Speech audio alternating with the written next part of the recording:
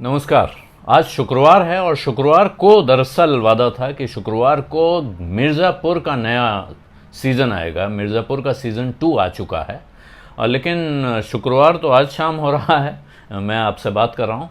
लेकिन बृहस्पतिवार की रात यानी जैसे ही शुक्रवार शुरू हुआ आधी रात को वो सीज़न ऑनलाइन हो गया था और उस वक्त से लोगों ने देखना शुरू कर दिया। अनेक लोगों से मेरी बात हुई है जिन्होंने उसको पूरा देख डाला है। कुछ लोग सुबह तक पूरा देख चुके थे, कुछ आधा देख चुके थे, कुछ अभी भी आधा देख के बैठे होंगे।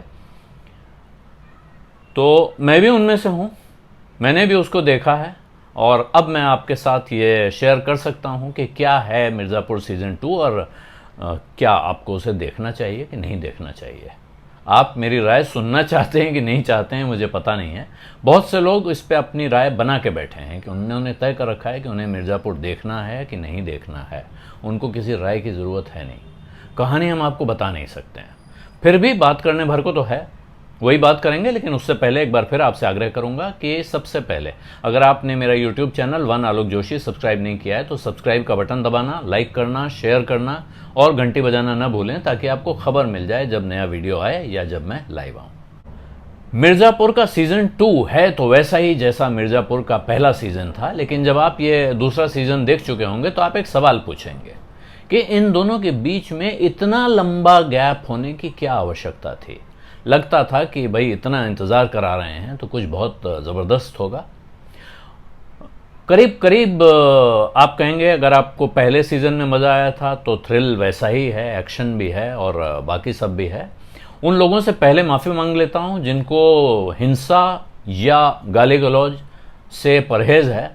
तो मेरा ख्याल है वो पहले ही सीज़न 1 से नाराज़ होंगे अगर थोड़ा बहुत उन्होंने देखा होगा, या वो बिल्कुल नहीं। इस तरह की चीज़ों से आप बचते हैं तो ये सीरीज़ आपके लिए नहीं है, मैं पहले बता दूं। अगर आपकी दिलचस्पी है ऐसी चीज़ों में और आप इन मान्यताओं को नहीं मानते हैं तो मिर्ज़ापुर में वो पूरा एक्शन और थ्रिल आपको मिलता है। आप मिर्ज़ापुर के साथ जौनपुर भी देखते हैं, बलिया भी देखते हैं, लखनऊ भी देखते हैं। एक तरह से पूर्वी उत्तर प्रदेश की पूरी राजनीति और अपराध के गठजोड़ का आपको आईना मिलता है इसमें। और इस बार की कहानी जहां चली है, जहां एक बहुत दिलचस्प मोड़ पे ख़त्म हुआ था पिछला सीज़न,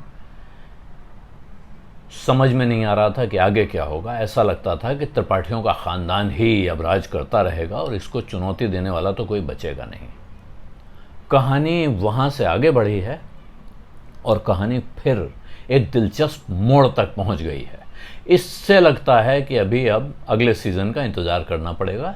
लेकिन इस बीच वो सब है जो आपको बांध के रख सकता है, लेकिन फिर भी लगता है कि थोड़ा सा स्पीड और हो सकती थी। ये जो 10 एपिसोड का सीज़न बना है इसको 8 एपिसोड में निपटाया जा सकता था। मैं बहुत टेक्निकल डिटेल्स में जाना नहीं चाहता हूँ, वो मेरी जगह नहीं है। मैं उसका अधिकारी नहीं हूँ कि आपको उसकी सिनेमाटोग्राफी पर और उसके डायरेक्शन पर और उसके बाकी हिस्सों पे गौर करूं या उस पर टिप्पणी करूं। लेकिन आपको फोटोग्राफी देखकर मज़ा तो आएगा। आपको वो नज़ारा दिखता है और आपको लगेगा देखकर, जिन लोगों ने वो अंचल नहीं देखा है उत्तर प्रदेश का, उन्हें लगेगा कि भाई कुछ तो हमने लाइफ में मिस किया है। हमने मिर्ज़ापुर नहीं देखा, हमने बलिया नहीं देखा, हमने जौनपुर नहीं देखा। और ख़ास तौर पे इस वजह से भी कि यहाँ उन शहरों का वो हिस्सा दिखाया जा रहा है जो बहुत भव्य रौनक से भरा हुआ है, जिसमें जलवा है। ख़ास तौर पे क्योंकि हर जगह जो कहिए बाहुबली या बड़े पैसे वाले धन पशुओं की हवेलियाँ दिखाई जा रही हैं, वो देखकर आपको मज़ा आ सकता है अगर आप उस इलाके को जानते नहीं हैं। उस इलाके का जो सामान्य जीवन है, आम जनजीवन, वो आपको बहुत आम तो दिखता नहीं है। इसमें बहुत कम, थोड़ी सी झलक सी दिखती है। और कहानी आगे बढ़े इसके लिए इस बार कहानी में 2-3 साइड स्टोरीज जुड़ गई हैं। कुछ प्रेम कथाएं हैं, प्रेम कथाओं के साथ उनकी अपनी राजनीति और उनका अपना व्यापार का गणित भी जुड़ा हुआ है। लेकिन मज़े की बात यह है कि कहानी यहीं शुरू होती है और यहीं ख़त्म भी हो जाती है। वो एक साइड स्टोरी एक तरफ से शुरू हुई, दूसरी तरफ से शुरू हुई और ये सब घूम कर वापस आई और एक जगह आकर उनको ख़त्म कर दिया गया है। मूल कथा अभी चल रही है। इस सीरीज़ में पंकज त्रिपाठी के किरदार की तो जितनी तारीफ हुई है, जो हो सकती है वो कम है। गजब है। और पंकज इन दिनों वैसे भी छाए हुए हैं, तरह तरह की भूमिकाओं में दिखते हैं आपको अलग अलग जगह। लेकिन यहाँ अली फैज़ल भी बिल्कुल टक्कर से हैं। आप अली फैज़ल को जिस किरदार में देखते हैं लगता है कि वैसे ही सटका हुआ आदमी है, उसी तरह का खुराफाती डॉन है। लेकिन इसमें बाकी कैरेक्टर्स को अगर आप देखें तो एक एक कैरेक्टर आप उठा के देख लीजिए, बड़े छोटे जो भी नाम लेने लायक कैरेक्टर्स हैं, वो सब एक एक कैरेक्टर आपको लगता है जैसे कि बिल्कुल इसी के लिए बुना गया है, इसी के लिए लिखा गया है, यही आदमी ध्यान में था जब ये कैरेक्टर तैयार किया गया है, और वो अपने आप को बहुत अच्छी तरह से निभा रहे हैं। इनमें किसी कैरेक्टर पर सवाल नहीं उठ रहे हैं, किसी एक पर भी। मैं नाम सबके लूँ, बड़ी लंबी लिस्ट हो जाएगी, कुलभूषण खरबंदा की तारीफ में क्या कहा जाए, लेकिन ख़ास तौर पर महिला किरदार इस कहानी में जो आ रहे हैं और एक के बाद एक आ रहे हैं, और आने के साथ जो ट्विस्ट ला रहे हैं, उन्होंने भी इसमें एक अलग ट्विस्ट दिया है। हो सकता है डायरेक्टर की, लेखक की नज़र में कहीं फेमिनिज्म का एजेंडा भी हो, ऐसा मुझे लगता है, क्योंकि वो इस किस्से को एक तरह से मूल कहानी में गूंथते हैं।